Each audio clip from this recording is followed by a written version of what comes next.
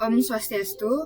Perkenalkan, kami dari kelompok 4 akan menjelaskan tutorial lengkap berlangganan VPS di Microsoft Azure dan bagaimana cara menginstal Debian 12. Sebelum itu, perkenalkan, nama saya Hana Krisanta Sukmana dengan akhiran NIM 170.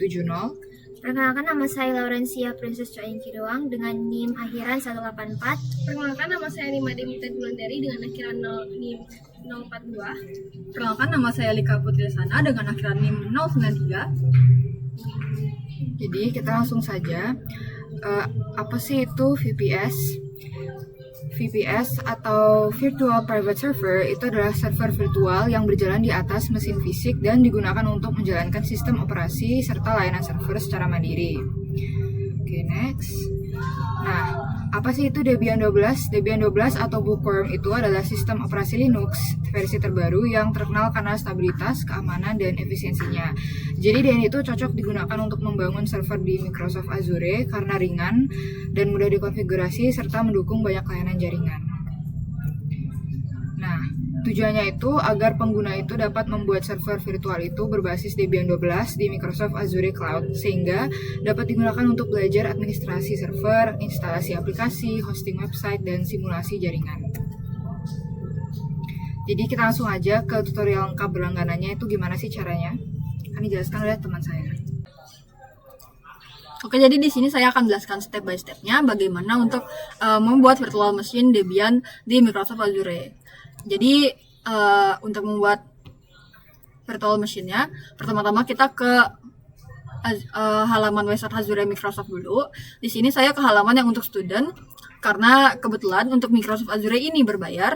Jadi saya memanfaatkan benefit saya sebagai student agar bisa mendapatkan akses ke Microsoft Azure. Nah, jadi di halaman Microsoft Azure ini di homepage-nya akan ada button yaitu yang ini Start Free. Ini bisa langsung diklik saja.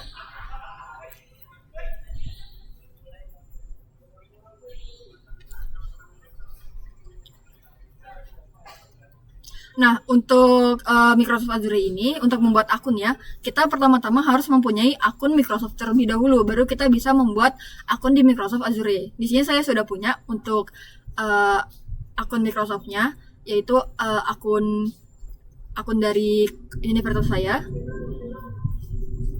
Nah, di sini akan untuk sign in, karena di sini kan saya sudah mempunyai akun Microsoft Azure, jadi di sini saya tinggal sign in. Nah, untuk sign in-nya akan kita harus punya kodenya. Bisa langsung send code saja.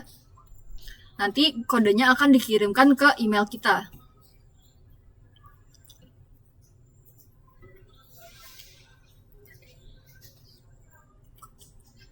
Untuk kodenya mungkin akan agak lama. Kalau misalkan dalam waktu yang lama masih belum dikirim, bisa langsung saja coba lagi mungkin dari awal untuk loginnya.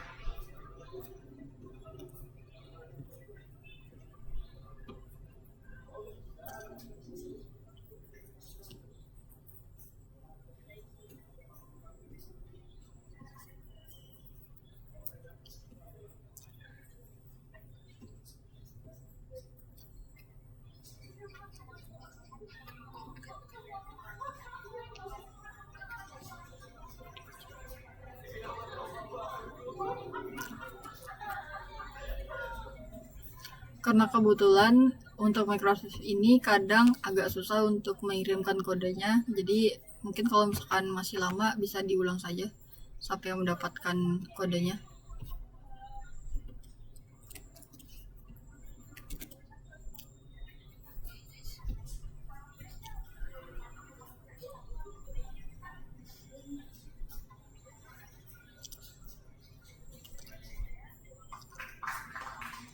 Nah, selanjutnya kalau misalkan sudah login dan sudah keluar tampilan seperti ini merupakan overview atau dashboard untuk Microsoft Azure. Jadi, kalau tampilannya sudah seperti ini, itu berarti kita sudah berhasil untuk membuat akun Microsoft Azure dan sudah berhasil login.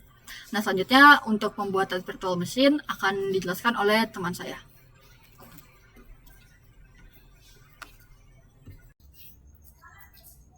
Baik, di sini saya akan melanjutkan penjelasan mengenai pembuatan virtual machine-nya. Nah, di sini kita sudah masuk ke halaman Microsoft Azure-nya. Di sini kita sudah mendapat tawaran di mana kita mendapat kredit sebesar $100 yang dimana berlaku selama 1 tahun atau 365 hari. Nah, selanjutnya kita akan membuat virtual machine-nya. Oke, di sini kita ada garis 3, terus kita cari virtual machine. Lalu kita di sini bisa create, dan kita create virtual machine by Azure.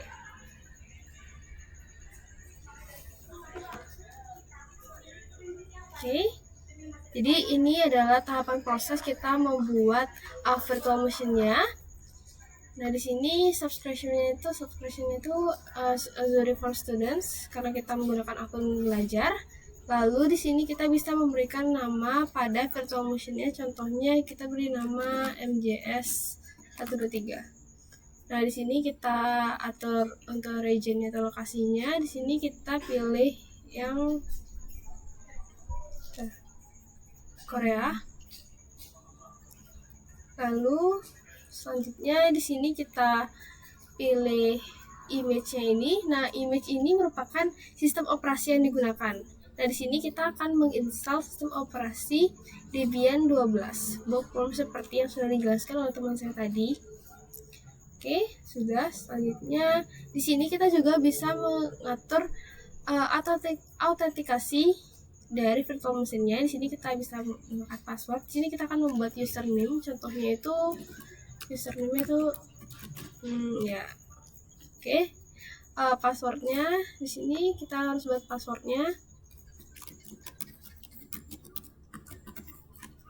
Oke, jadi passwordnya itu harus ada huruf kecil, angka dan juga karakter. Kita masukkan passwordnya untuk mengkonfirmasi.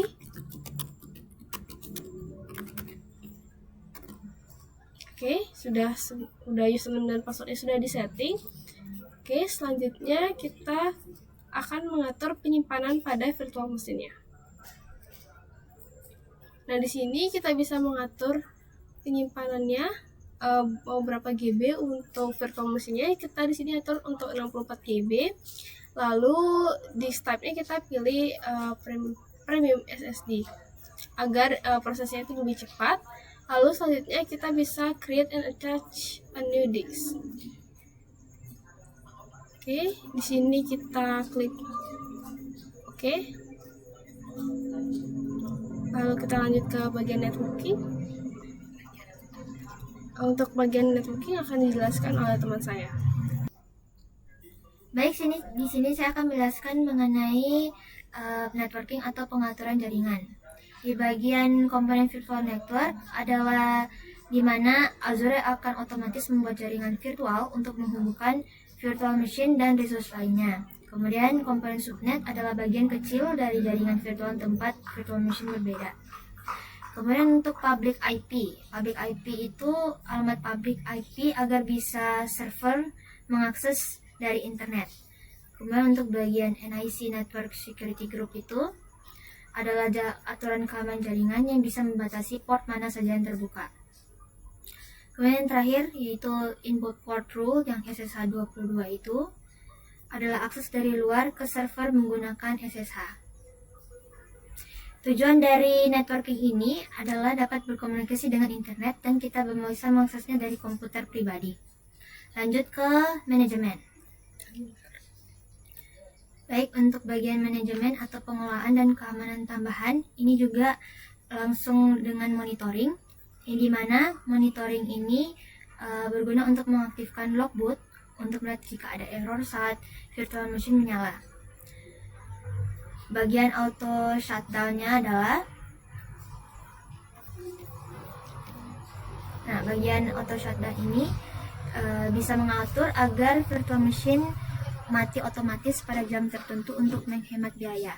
Tujuan dari manajemen dan juga monitoring ini agar server bisa lebih mudah dikontrol dan hemat penggunaan kredit atau biaya yang seperti teman saya jelaskan pada awal.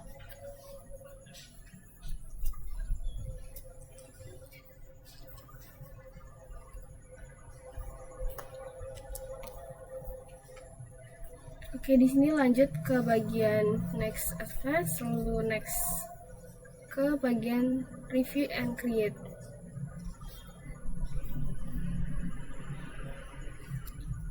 Nah, di sini adalah proses pembuatan virtual machine-nya.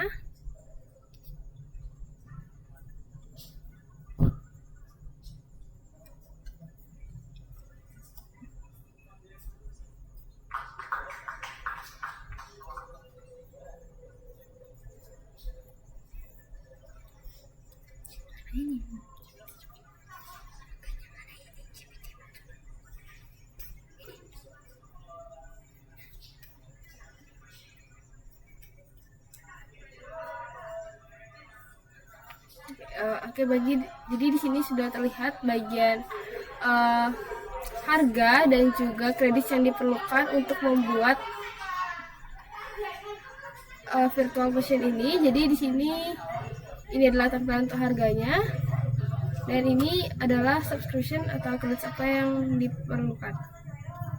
Lalu di sini kita bisa melihat juga bahwa virtual machine yang kita buat ini sudah tervalidasi, sudah melewati validasi, dan kita bisa di sini klik create.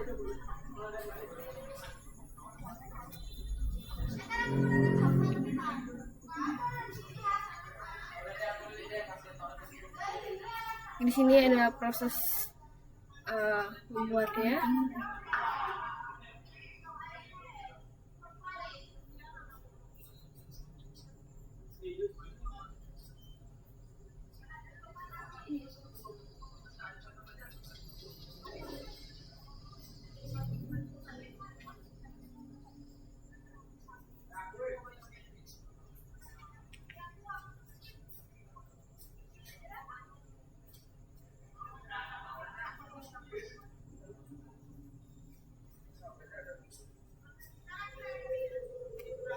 Baik, untuk proses deploy-nya itu lagi sedang proses.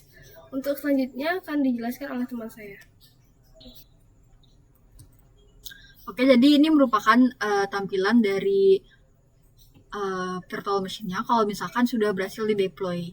Jadi harusnya kalau misalkan sudah berhasil di-deploy akan ada tulisan your deployment is complete, serta untuk deployment details-nya, untuk statusnya ini mulai dari virtual machine, network security group, public IP address, dan lain-lainnya itu sudah statusnya oke.